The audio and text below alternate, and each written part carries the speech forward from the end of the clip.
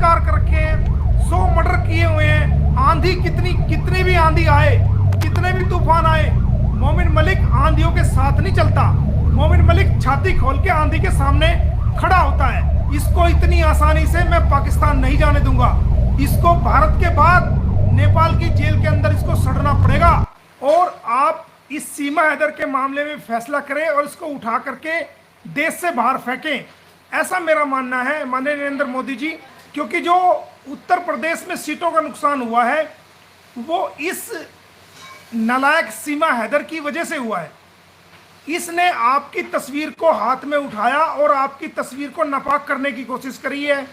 योगी जी की तस्वीर को उठाया, उसको नापाक करने की कोशिश करी है, जिससे बहुत सारे लोग जो सीमा हैदर को भारत में देखना नहीं चाहते, इसकी गंदी हरकतों की वजह से कि ये भारतीय लोगों को गालियां दे रही है, भारत की बहनों को गाली दे रही है, भारत के वकीलों को गालियां दे रही है, गंद मचा रही है, अश्लीलता फैला रही है और हमारी संस्कृति को खराब कर रही है। तो कुछ लोग इस वजह से नाराज हुए और जिसकी वजह से कुछ सीटें कम आई। इसका कारण जो है ये सिर्फ ये सीमा हैदर ही है, जो उत्तर प्रदेश में जो है वो पार्टी को काफ़ी नुकसान हुआ।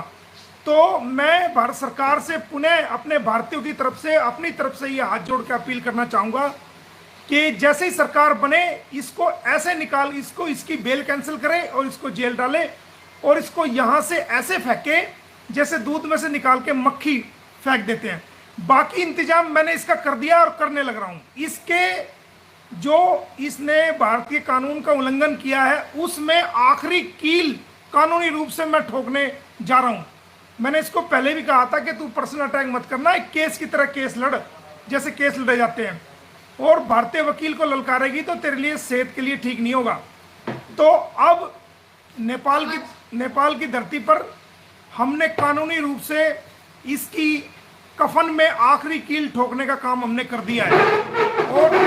और आपको मैं बता रहा हूं इस लाइव के माध्यम से दोस्तों कि जैसे ही ये 5 साल भारत की जेल में गुजार लेगी उसके बाद इसको नेपाल की जेल में भी रहना पड़ेगा और नेपाल की जेल में इसको सड़ना पड़ेगा।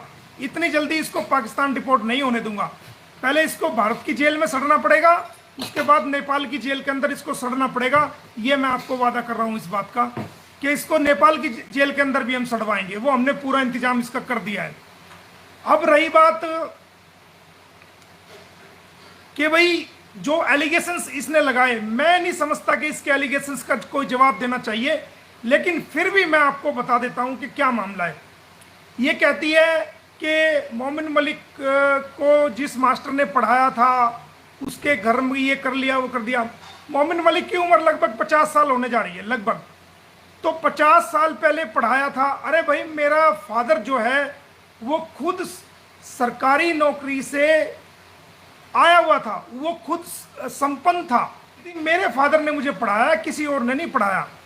और मेरे फादर ने जो उनकी सोच जो थी, मेरे फादर की सोच बहुत ही अच्छी सोच थी। अब वो इस दुनिया में नहीं है, 2019 में वो उनकी डेथ हो गई थी। और उनकी सोच को ही मैंने आगे बढ़ाया है, जो उनकी समाज के प्रति, हमारी संस्कृति के प्रति और दीन दुखियों की मदद करने के प्रति, कमज़ोर लोगों की मदद करने के प्रति, असहाय लोगों का हाथ पकड़ के चलाने के प्रति जो गुण थे मैंने अपने फादर से सीखे हैं। और मेरे फादर ने वो कूट कूट के मेरे अंदर भरे हैं कि कैसे आपको अपने जीवन के अंदर संघर्ष करना है, कैसे कमज़ोर लोगों के साथ आपको खड़ा होना है, कैसे जिन लोगों के साथ इनजस्टिस हुआ है वो अमीर लोगों के साथ भी इनजस्टिस हो सकता है, गरीब के साथ भी हो सकता है, मध्यम वर्ग के साथ भी हो सकता है, पढ़े लिखे के साथ भी हो सकता है, अनपढ़ के साथ भी हो सकता है। जिस इंसान के साथ इनजस्टिस हुआ, किस प्रकार आपने उनका दामन को थामना है, उनके हाथ को थामना है और आपको जो है उनको इंसाफ दिलाना है। तो हमने अपने फादर की विरासत को आगे बढ़ाया है और हम ना डरे हैं, ना हम बिके हैं, ना हम धमके हैं। लोगों ने इस सीमा हैदर मामले में भी हमें किस लेवल पे, इंटरनेशनल लेवल पे जो हमारी रेपुटेशन थी उसको ख़राब करने की मीडिया के माध्यम से कोशिश की है। तरह तरह के इल्ज़ाम लगाए हैं। शुरू में हम पे इल्ज़ाम लगाया गया कि जनाब ये तो आतंकवादी है, लेकिन जब उसकी कंप्लेंट लिख के रबूपुरा पुलिस में दी गई तो रबूपुरा पुलिस ने जांच की तो वो हमारे रबूपुरा पुलिस ने लिखा कि जो कंप्लेंट के अंदर लिखा गया है, एपी सिंह ने जो लिखवाया है सचिन से, और लिखा तो एपी सिंह नहीं है, सिर्फ साइन सचिन के करवाए हैं। उसके अंदर जो आरोप लगाए गए वो निराधार है, ऐसा कोई अपराध नहीं है, वो अधिवक्ता है। तो वो भी इनका नहीं चला। फिर इन्होंने लगाया कि हवाला का पैसा है, वो कहीं भी हवाला का पैसा हमारे पास देखने को नहीं मिला, क्योंकि हमारी खुद की मेहनत का कमाया पैसा था। फिर इन्होंने इल्ज़ाम लगाया कि ये सनातन धर्म का जो है ये अनादर कर रहे हैं। तो हमने उसके जवाब में अपनी गौशाला आपको दिखाई, कितनी गौओं की हम सेवा बहुत टाइम से करते आ रहे हैं, और मेरे ऊपर लगाए कि सनातन धर्म को बदनाम कर रहा है। इसके अलावा इन्होंने हमारे ऊपर लगाया कि ये तो वकील ही नहीं है, इसका तो लाइसेंस ही खत्म हो गया है। तो अगर हम वकील नहीं थे तो हमने 10, 11, 12, 13 मुकदमे आपके ऊपर डाल दिए। तो अदालत कोई भी मुकदमे को जब नया फाइल करते हैं तो उसमें वकील का नाम लिखते हैं, तो वो ऑनलाइन चेक होता है कि ये वकील है या नहीं है। तो हमने 12 मुकदमे कैसे डाल दिए, वो भी आपकी कहानी खत्म हो। तो दोस्तों, जो हमारे पुराने दुश्मन है 50-50 साल पुरानी बात निकाल के आ रहे हैं और झूठी झूठी बातें कर रही है, तो जो करना है कर लो। आने वाले टाइम में ये भी कहेंगे कि मोमिन मलिक ने 100 बलात्कार कर रखे हैं, 100 मर्डर किए हुए हैं, 100 करप्शन किए हुए हैं, पता नहीं क्या क्या क्या। तो कोई बात नहीं, जो तुमसे हो सकता है तुम कर लो, हम इसको करके रहेंगे। आंधी कितनी भी आंधी आए, कितने भी तूफान आए, मोमिन मलिक आंधियों के साथ नहीं चलता।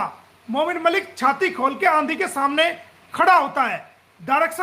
जिस डायरेक्शन में आंधी जा रही है उसमें नहीं जाता मोमिन मलिक उस आंधी से डर के, बल्कि छाती खोल के उस आंधी का मुकाबला करता है और उसे चीरता हुआ निकलता है। उसका नाम है मोमिन मलिक। तुम अभी जानते ही क्या हो, तुमने अभी मेरी शराफत देखी है, तुम जानते ही क्या हो कि कौन है ये क्या है। तो आने वाले टाइम में तुम्हें पता लग जाएगा कि कहाँ हुआ, कैसे हुआ, किस तरह हुआ। तू मुझे कितना भी जलील करने की कोशिश कर ले, इज्जत जिल्लत तेरे हाथ में नहीं, इज्जत देना परमात्मा के हाथ में है। जिसको चाहे इज्जत दे दे, जिसको चाहे वो गिरा दे। ये परमात्मा, अगर मेरे नसीब में बेइज्जती है तो मुझे मिलकर रहेगी, अगर मेरे नसीब में इज्जत है तो कोई माई का लाल जो है मेरी इज्जत को खराब नहीं कर सकता। चाहे मुझे गोली लग जाए, चाहे मैं जिंदा रहूं या ना रहूं, चाहे मेरी रेपुटेशन का ये जो मर्जी कर दे, मेरे ऊपर बलात्कार जैसे आरोप लगा दें, चोरी, जो इनसे कर सकते हैं वो लगा लें, ना मैं बिकूंगा, ना मैं झुकूंगा, और ना मैं इनसे डराऊं और ना मैं इनसे डरूंगा। इस इंसानियत के केस को पूरा करके, कंप्लीट करके, हम भारतीयों की जो पुकार है, हम भारतीयों ने जो वादा किया है इंसानियत के नाते, उसको मैं पूरा करके रहूंगा। ये मैं आपको बता देता हूं। और मेरा नेपाल आने का मकसद क्या है, आपको पता ही है कि क्या मकसद है नेपाल आने का। इसको मैं भारत की जेल में तो सड़ेगी, इसको इतनी आसानी से मैं पाकिस्तान नहीं जाने दूंगा। इसको भारत के बाद नेपाल की जेल के अंदर इसको सड़ना पड़ेगा, और हो सकता है पूरी जिंदगी ये नेपाल की जेल के अंदर सड़े। ऐसा काम मैंने कर दिया है और ऐसी कील इसके कफन में मैंने ठोक दी है, और ये आखिरी कील साबित होगी। इसको पता लग जाएगा भारतीय क्या चीज है, हमें क्या समझ रही है। जैसे मर्जी तू गालियां दे देगी, हमारी बहनों को गालियां दे देगी, हमारे भाइयों को गालियां दे देगी, हमारी बेटियों को गालियां दे देगी, हम हिंदुस्तानियों को गालियां दे देगी, भारतीय मुसलमानों को गालियां देगी, उनको कटवा बताएगी, हिंदू भाइयों को गालियां देगी, भारत के लोगों को गालियां देगी। तू हमारे देश में रह रही है, हमारा खा रही है, हमारा पहन रही है,